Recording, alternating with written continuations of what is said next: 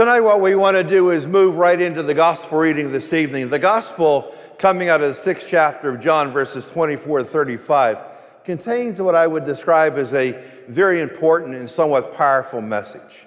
And I believe if we understand this message, it tells us about the future of the Catholic Church.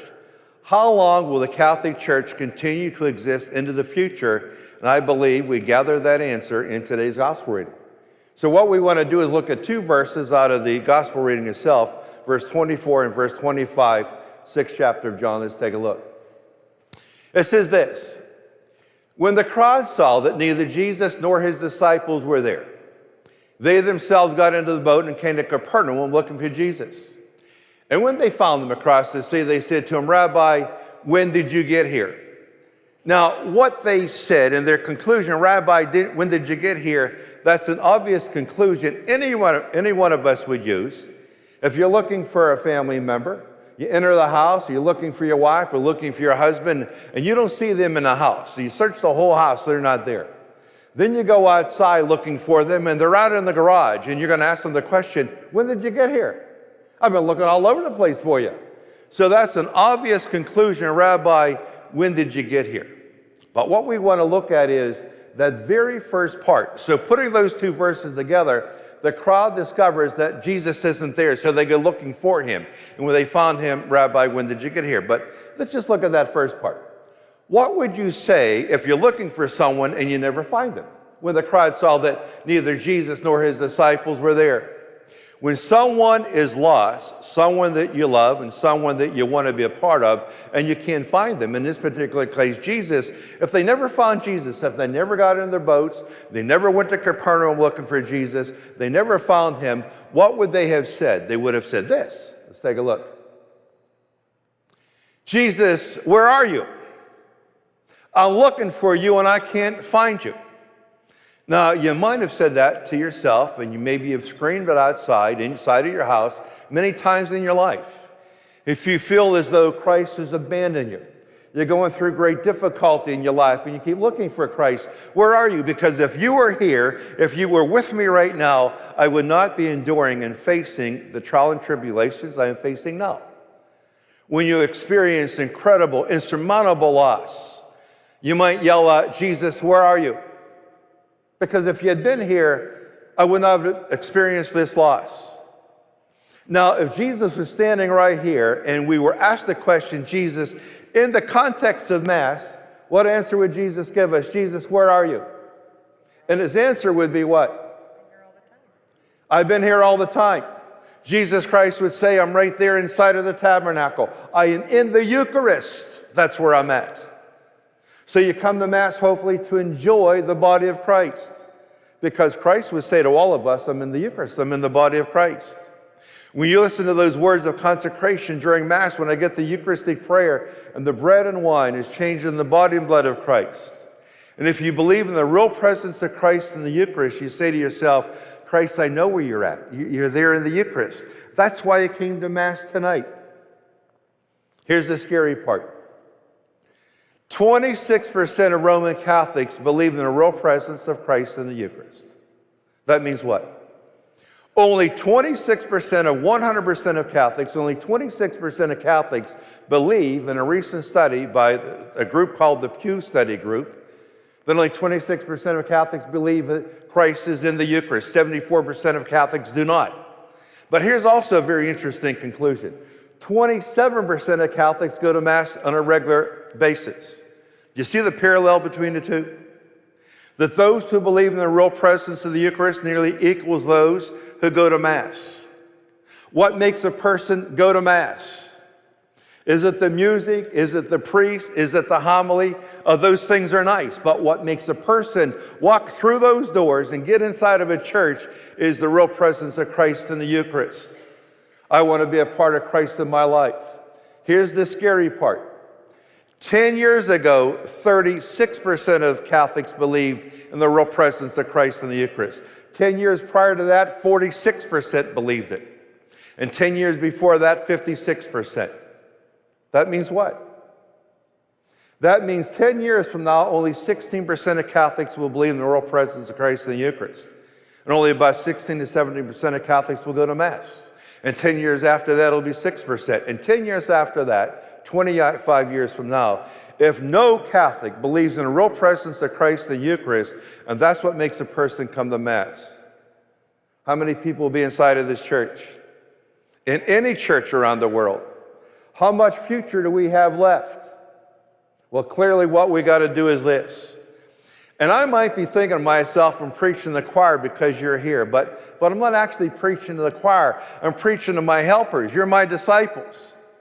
You might have family members, probably a very good chance you have family members that don't go to Mass, that don't understand the real presence of Christ in the Eucharist. What Christ is saying to you tonight, I need your help to convey the message.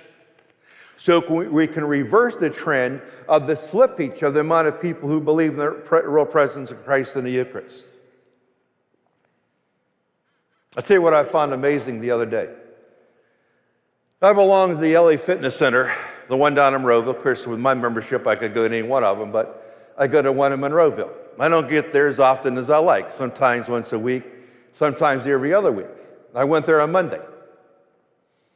Now, every time I go there, I've noticed that the restaurant just opposite the LA Fitness Center in Monroeville, right at the American Mile, and you probably maybe have eaten at this restaurant, either there or somewhere else, the Chick-fil-A restaurant. It's always full. It's just absolutely amazing. I'm impressed by it. I don't know, and I've never had one of the sandwiches, so I have no idea what it tastes like. But they're always full. So I pull in to go to LA Fitness Center on Monday. I get there about 4:15. And I am stunned. You know, they have rearranged the parking lot at the American Mile to accommodate the crowd of cars going to the restaurant. So the whole parking arrangement's been changed, just to accommodate the amount of people who go there. That's impressive. So I keep thinking to myself, what are they doing right and we as Catholics doing wrong? And I pulled in and I thought to myself, I've seen a lot of cars at this place. I've never seen this amount of cars. So I thought, well, I'm here to exercise, so what I'm going to do is before I go into LA Fitness Center, I'm going to traverse this parking lot, this incredible double-spaced cars, all the way to the end of the parking lot, and then they made a loop around. I'm going to count how many cars are here. I counted 103 cars. Isn't that amazing? So I thought about myself, the patience of the family in the 103rd car. That's incredible. So I said to myself, is that family Catholic? Would they wait in line to go to church with the same patience they're waiting to get one of those sandwiches? 103 cars. How long is it going to take that family, even car 1 or 2, car 101, how long is it going to take to get to the window to pick up their food? If they're not hungry yet, they're going to be hungry when they get there. Maybe that's their idea. They'll order more if we get them to wait in line.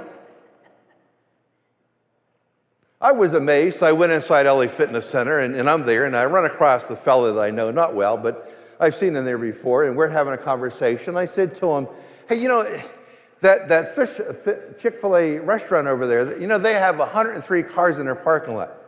And this is what he said to me. He said, well, their food is good, and it's worth the wait.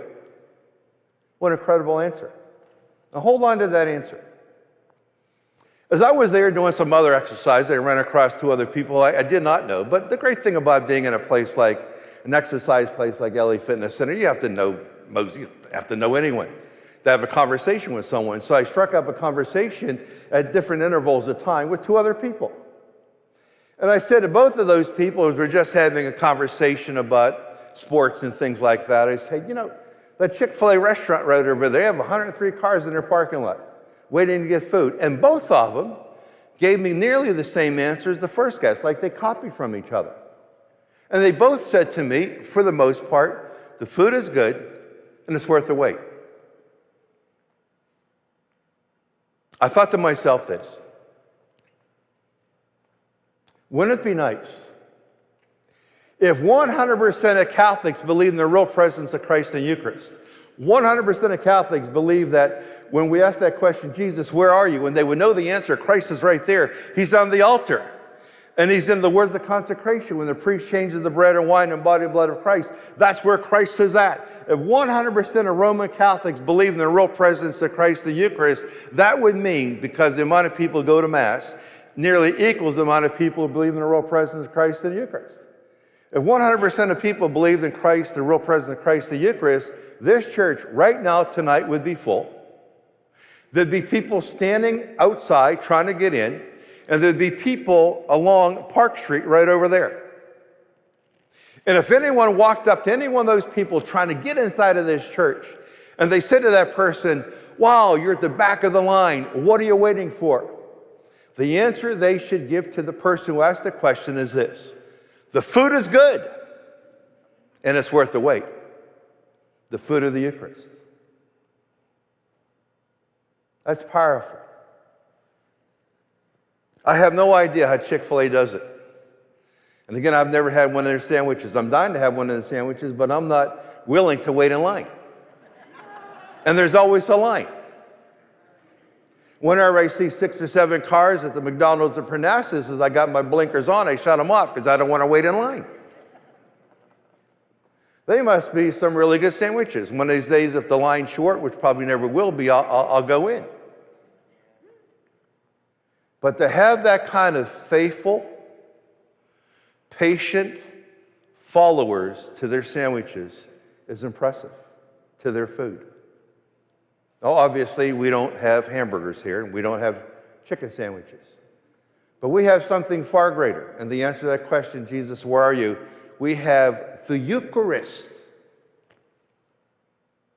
Wouldn't it be nice if one day we can reverse this trend? Because if we don't, because the trend, the amount of people believing a real presence in the Eucharist, every 10 years is getting smaller and smaller and smaller until it's no one, which means no one will be in these pews. Because none of us will believe in the real presence of Christ in the Eucharist. Our church has only about a 25-year lifespan if this cycle continues. But with your help and your promotion to your family, trying to get the people in your family to understand the real presence of Christ in the Eucharist, we can reverse this trend and build those numbers up. Because it turns out to be the vast majority of people do not go to Mass because they like the music or they like the priest. Their homilies are half decent and they're not that long. They come here because of the real presence of Christ in the Eucharist. They come because they know where Jesus is at. He's in the Eucharist. And I want him to be a part of me. Hopefully, if someone says to you tonight, wherever you go after Mass, out to eat, wherever it is, and they say to you, where did you go? Where were you before you got here? And you said, I went to Mass. And they might say, how long did it take? You might say, it took an hour. And they might say to you, isn't that a long time? Hopefully you give them this answer. The same answer the 3 people told me about Chick-fil-A. Hopefully the answer you give to that person is this: the food is good, which is the Eucharist, and it's worth the wait.